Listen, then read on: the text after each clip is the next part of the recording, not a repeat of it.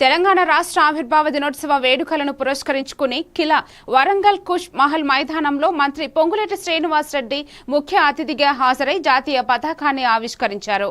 అనంతరం మంత్రి మాట్లాడుతూ అమరవీరుల త్యాగాలు మరువలేనివని, మహిళలు, రైతు అభివృద్ధి దిశగా ప్రభుత్వం కృషి చేస్తుందని, భూ వివాదాలు లేని తెలంగాణ కోసమే భూభారతి చట్టం తెచ్చామని అన్నారు.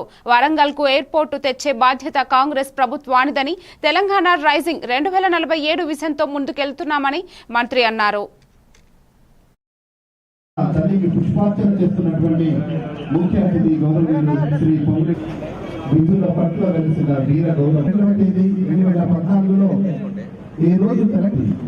గౌరవులు శ్రీ పొంగులేటి శ్రీనివాసరెడ్డి గారు జాతీయ పతాకాన్ని ఆవిష్కరిస్తున్నారు. ఒక్క జెండా ఎన్నో త్యాగాలు, ఒక్క స్వరం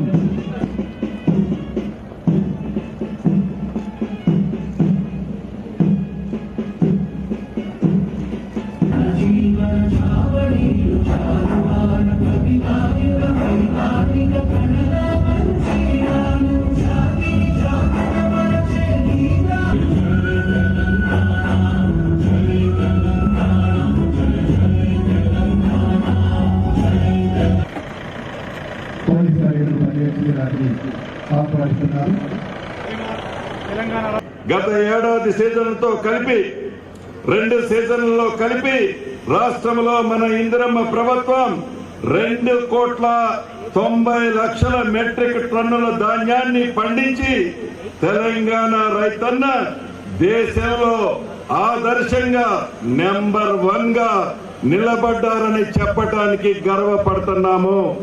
వర్షాలకు పంటలు నష్టపోయిన రైతన్నలకు ఎకరాకు 10,000 రూపాయలు నష్ట పరిహారం మన ప్రభుత్వంలో రైతన్నలకు ఇచ్చుకున్నాము.